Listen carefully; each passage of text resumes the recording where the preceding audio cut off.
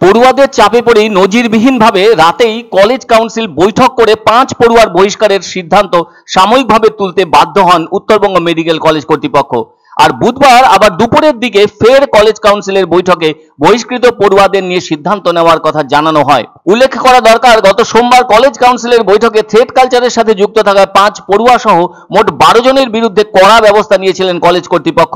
তবে মঙ্গলবার রাতে সেই সিদ্ধান্তের বিরুদ্ধে পড়ুয়াদের একাংশ কলেজের অধ্যক্ষকে ঘেরাও করে তাদের বহিষ্কার প্রত্যাহারের পাশাপাশি ফের অভিযুক্তদের বয়ান শোনার আর্জি জানান।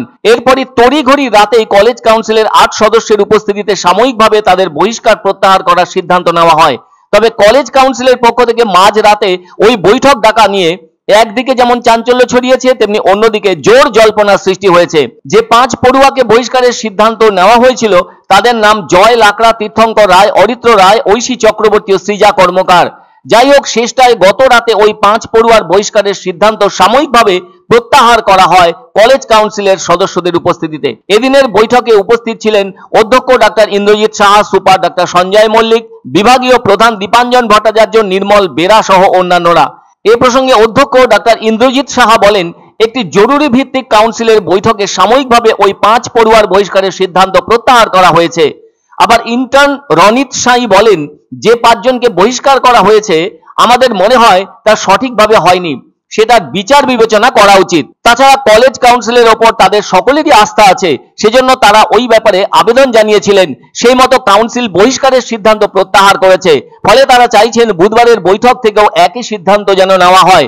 অন্যদিকে বহিষ্কার বিষয় নিয়ে যা অবস্থা দাঁড়িয়েছিল তাতে করে ওই সব পড়ুয়াদের ডাক্তার হওয়ার স্বপ্ন শেষ হয়ে যাচ্ছিল বলে সকলেই উদ্বিগ্ন হয়ে উঠেছিলেন। ওই 12 জনের মধ্যে 3 জন গ্রুপ এ অফিসার, 3 জন হাউস স্টাফ, 1 জন ইন্টার্ন ও 5 জন ছাত্র আছেন। ওই 5 ছাত্রকে হস্টেল ছাড়ার নির্দেশও দেওয়া হয়েছিল। শুধু তাই নয়, ওই 5 ছাত্র মেডিকেল কলেজের শিক্ষা থেকে শুরু করে আর কোনো বিষয়ে অংশ নিতে পারবেন না বলেও জানানো হয়েছিল। এমন কড়া মনোভাবের কথা কাউন্সিল থেকে তাদেরকে জানিয়ে দেওয়া হয়েছিল। আবার হাউস স্টাফদের থেকে পরিষেবা নেওয়া বন্ধ, যার অর্থ টার্মিনেট করে দেওয়া হয়েছে। আগামীতে তাদের লাইসেন্স দেওয়া হবে কিনা তা ঠিক করবে মেডিকেল কাউন্সিল। বাকি গ্রুপ এ অফিসারদের ছুটিতে যাওয়ার নির্দেশ দেওয়া হয়েছে। তাদের বিষয়টি রাজ্যের স্বাস্থ্য শিক্ষা অধিকর্তার কাছে পাঠানো হয়েছে। ওদিকে আবার ওই স্বাস্থ্য শিক্ষা অধিকর্তার পদত্যাগের দাবিতে স্বাস্থ্য ভবন অভিযানে নেমেছিলেন জুনিয়র ডাক্তাররা। অন্যদিকে অধ্যক্ষ ডাক্তার ইন্দ্রজিৎ সাহা বলেছেন, কলেজ কাউন্সিলে সমস্ত বিষয়টি নিয়ে আলোচনা করার পর তারা ওই সিদ্ধান্ত নিয়েছেন, আর সমস্ত বিষয়টি ঊর্ধ্বতন কর্তৃপক্ষের কাছে পাঠানো হবে।